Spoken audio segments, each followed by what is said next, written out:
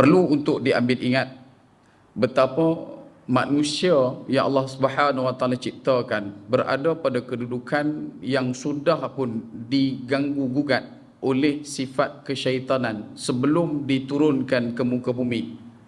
Sebelum Nabi Adam alaihissalam diturunkan ke bumi ini, manusia iaitu Nabi Adam alaihissalam sudah pun diganggu gugat oleh syaitan. Yang mana syaitan ini perlu untuk kita faham, ia adalah nama sifat. Yang buat benda-benda ni adalah iblis. Iblis tu nama dia. Nama makhluk tu iblis. Sifat dia syaitan. Apa maksud iblis? Iblis daripada kalimah kata ulama ablasa. Ablasa ni bermaksud putus asa, kecewa, menyesal. Sebagian ulama mengatakan iblis datang daripada kalimah balasa, iaitu dia suka balas dendam. Pernah dengar balas dendam? Satu lagi dia suka balas selipar orang. Itu setan juga lah. Balas. Jenis suka duk balas. Balas ni semangat dan juga sifat iblis. Syaitan daripada kalimah syutun yang bermaksud jauh dari rahmat Allah. Daripada kalimah syaitana bermaksud imtina'i. Maksudnya dia memalingkan. Dia taleh. Dia bukan saleh. Kalau saleh bermaksud orang tu zalika liman khasyiya rabbah. Dia jadi orang yang mana semakin banyak dia tahu, semakin banyak dia mengaji, gerun dia, tunduk dia, takut dia kepada Allah Azza wa Jalla wa Ala. Itu saleh. Tetapi bila mana dia tidak memiliki saleh, maka automatik dia memiliki sifat taleh. Apa itu taleh? Imtina'i, iaitu berpaling. Kita pun orang Melayu ambil perkataan toleh. Apa maksud toleh? Toleh ke belakang kan? Bila sebut kita panggil dia duk toleh-toleh. Jadi toleh itulah yang dikatakan lawan kepada sifat saleh. Bila mana Nabi Adam alaihissalam diciptakan, sebelum ditiupkan ruh pada kalam kaf dan nun kun fayakun Allah Azza wa Jalla wa Ala, syaitan yakni iblis yutawifun, dia melakukan tawaf mengelilingi pembinaan jasad Nabi Adam alaihissalam.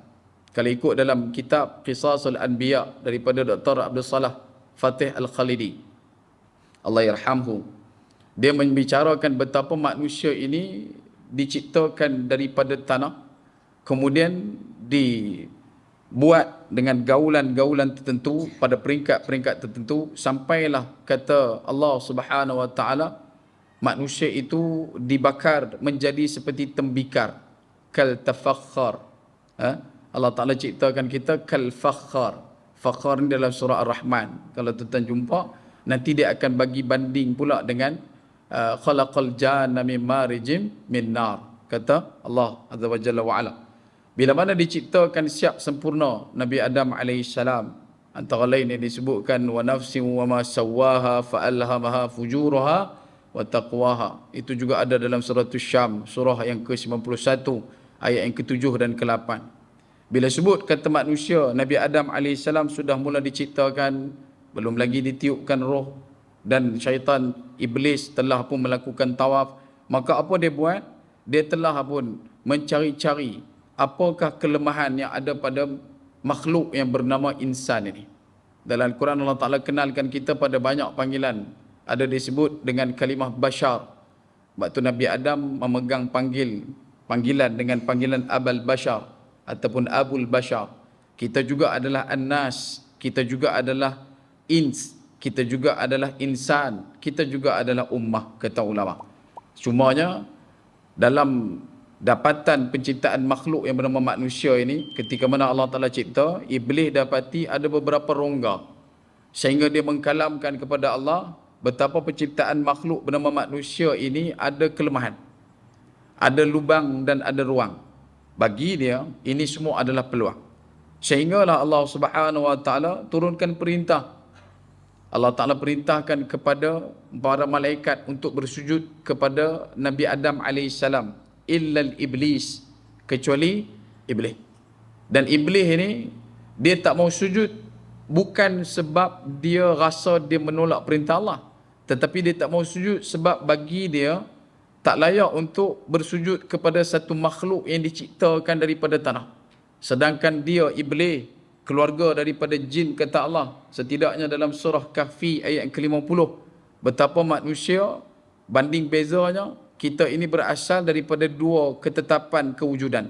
Iaitu yang pertama min tin, daripada tanah, yang keduanya adalah mimma immahin, daripada air mani yang hina.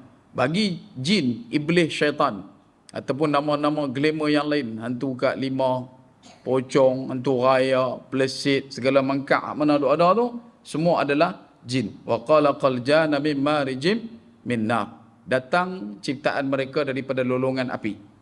Bila mana iblis tidak mau bersujud kepada Nabi Adam, pada faham dia tak sujud sebab makhluk tu. Tetapi dia terlupa, Allah Ta'ala tak suruh pun dia cek makhluk tu macam mana. Allah Ta'ala cuma perintah ke atas dia melakukan sujud. Dan dia menolak perintah Allah. Dan akhirnya apa berlaku? Dia direjam oleh Allah Azza wa Jalla wa'ala. Dan pada saat itu tidak lagi dipanggil dengan panggilan Azazil, kata Ibnu Kathir, ditukar menjadi iblis. Kerana apa? Sebab dia merasakan kecewa dan menyesal. Menyesal itu bukan pasal menyesal sebab dia tak sujud. Menyesal itu bukan sebab dia menyesal dia tak ikut perintah Allah. Sampai ke hari ni tu dia menyesal pasal Allah cipta Nabi Adam. Sampai ke hari ni. Sebab tu dalam solat kita, bila kita terlupa, apa kita kena buat? Sujud sahwi. Kenapa sujud?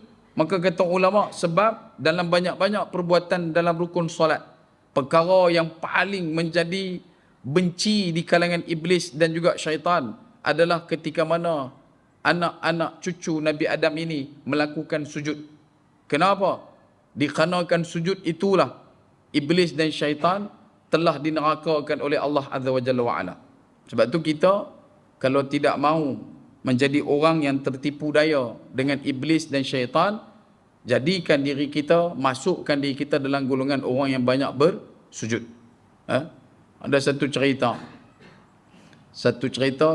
lah. Duk tanya pula dalil pula, tak ni cerita kan. Satu hari syaitan mai dekat satu orang budak. Dia mai pada waktu maghrib, dia tengok budak ni semayang maghrib pukul 8 suku lah baru mai. Jadi dia kata dia ni ada potensi ni, aku nak masuk selit. Sebab syaitan dia suka untuk mengganggu-gugat anak cucu Nabi Adam. Jadi bila dia tengok budak ni macam satu macam yang ada 8 suku baru main maghrib, dia pun main rapat sikit. Isyak pukul apa? 11.30. Pasal apa lewat sangat? Pasal duk push rank, duk main Mobile Legend, duk main Roblox, duk main game. Tengah malam budak ni tidur, dalam mimpi syaitan mai. Syaitan bagi tahu dekat dia, syaitan nak berkawan. Akhirnya sampai waktu subuh. Bila subuh azan berkumandang, budak ni bangkit. Syaitan kata, relax lah, baru azan, bukan qomat. Dah qomat, dia kata relax lu, baru qomat, bukan mayang ni. Lah kali ruyuk, pukul 9.30, baru jaga. Dan budak ni pun tak qada apa, sambung sampai ke lohong. Sampai di waktu lohong, syaitan mula rasa risau, sebab budak ni tak semayang. Budak ni tak semayang lohong. Sampai dah rapat dengan waktu asar, pun tak semayang. Dia kata ni kasak ni. Syaitan pula risau. Masuk waktu asar pun sama, ruyuk. Pukul 7.40 pun duk ada dekat padang ni. Bukan di sinilah, belah Burkina Faso budak ni duduk. Jauh sangat. Jadi sampailah waktu maghrib dah habis, malam tu waktu tidur, syaitan tu datang dalam mimpi budak tersebut dengan mengatakan kepada budak ni, hari ni saja perkawanan dan persahabatan kita. Pasal apa? Aku tak mau dah kawan dengan hang. Pasal apa tak mau kawan dengan aku? Ngeri aku. Pasal apa ngeri pula? Hang nak tahu tak? Iblis itu, dia tak sujud sekali terus masuk dalam neraka Jahannam. Hang tak sujud sehari duk dah berapa puluh kali, 34 kali sujud hang tinggal. Aku tak tahu neraka mana Allah Ta'ala nak letak hang. Boleh faham? Sampai tak sampai ke? Tak apa nak sampai. Boleh faham tak? Sebab itu syaitan dia akan mengupayakan diri dia cari 1001 jalan untuk bagi kita jadi orang yang meninggalkan sujud pada Allah. Macam mana pun. Tak kira lah apa pun. Sebab tu bila kita salat, kata Nabi SAW, bila mana satu orang angkat takbir Allahu Akbar, apa berlaku dekat syaitan iblis? Mereka akan berlari-lari, tercirit-cirit, terkencing-kencing, terkentut-kentut dalam sebagian riwayat. Bila kita angkat takbir Allahu Akbar, syaitan dia akan lari. Memang akan lari. Tak mana dia lari? Dia lari masuk bilik air, tempat-tempat untuk dia rehab balik, rehabilitation, untuk bagi dia punya badan okey balik. Sebab tu jaga hak kita ni. Kalau waktu azan duk celapak masuk dalam jamban, try PJPN check tengok. Kok ada keturunan syaitan. Hang ni bila azan dia masuk dalam jamban, masuk apa ni azan masuk jamban, masuk jamban dah tahu dah azan. Jadi lagu mana? Rupanya ada sangkut paut dengan syaitan juga, kan? Sebab tu bila sebut kata benda tu, bila pula syaitan akan datang? Ketika mana manusia mulakan qiyam. Di saat dia mulakan bacaan dalam salat, maka syaitan akan datang ke dalam hati dia, berlari di lapangan hati seperti berjalan di atas satu padang. Dan dia akan mengganggu setiap switch yang ada dalam diri kita. Hakadha, wakadha. Dia akan pi kacau tani, pi kacau tani. Dia kata semalam Gul Faisal Lalim tu cantik. Kan? Kita tengok pun rasa kalau boleh ingat boleh menang 4-3. Lepas tu kita pun fikir balik, aku tengah solat ni, astagfirullah. Dalam hati duk fikir. Maka dia akan pi kacau talim pula. Dia akan beritahu pula, kata, ada dekat tempat mana-mana, Shopee ada jualan murah ke apa ke. Kita tak layan, dia akan pi talim pula. Dia hati ni, dia macam kokpit. Dalam kapal terbang, dia nanti switch on. Dan dia nak tengok yang mana tak spark. Kalau dia on, pak balik, dia akan buka alim pula. Sampai bila? Sampai kata Nabi, hatta kamu terlupa berapa banyak bilangan rakaat solat.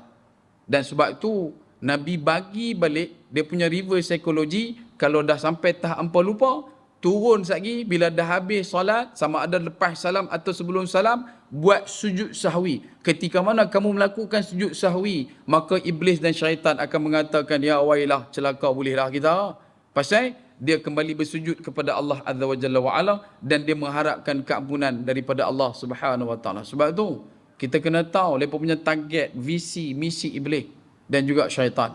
Syaitan ini, seperti mana yang kita selalu sebutkan, dia adalah SYAITAN. Syaitan yang ajak ilmu tambah ahli neraka. Syaitan dah. Kerja dia adalah untuk cari orang, join dengan dia, masuk satu MLM yang memang akan ada dia punya HQ dekat Jahannam. Memang HQ dia adalah neraka. Macam mana dia punya tujuan dan tumpuan? Dua jalan. Satu, dia akan buat kita untuk jadi orang yang buat maksiat kepada Allah Subhanahu wa Taala non-stop. Walaupun Pak Non dah stop, dia tak stop juga. Dia non-stop, terus-terusan. Dan yang kedua, kalau dia tak mampu untuk buat kita jadi orang yang bermaksiat berterus-terusan kepada Allah, dia tak mampu buat kita jadi orang takbur, dia tak mampu buat kita jadi orang riak, dia tak mampu buat kita jadi orang ujub, maka dia akan buat kita sikit ya, wushi ya, halus ya. Dia akan buat bagi kita rasa macam kita adalah orang yang paling baik di kalangan manusia yang ada. Sebab itu dalam Al-Quran Allah Ta'ala sebutkan iblis sebanyak 11 kali. Manakala syaitan daripada setiap nama, kata kerja dan sebagainya, disebutkan dalam ulangan 88 kali. 88 kali juga disebut ada kalimah malaikat. Karena itu bila kita sebutkan wa nafsi wa ma sawwaha, manusia ni bila dah siap sempurna ciptaan dia, selepas 40 hari ketiga ditiupkan roh, kemudian kita cukupkan bilangan kita punya kandungan yang untuk hari ni 9 bulan 10 hari kita lahir ke dunia, maka on that time, bila mai saja kita lahir ke dunia, antara benda yang kita akan usahakan adalah untuk mencari ilmu, mengenal Allah Azza wa Jalla wa Ala dengan kita melakukan setiap amal soleh. Sepanjang ekspedisi kembara kita menuju kepada Allah, maka syaitan tidak akan pernah langsung meninggalkan kita, tak akan pernah langsung untuk tidak mengambil peluang atas kelemahan kita.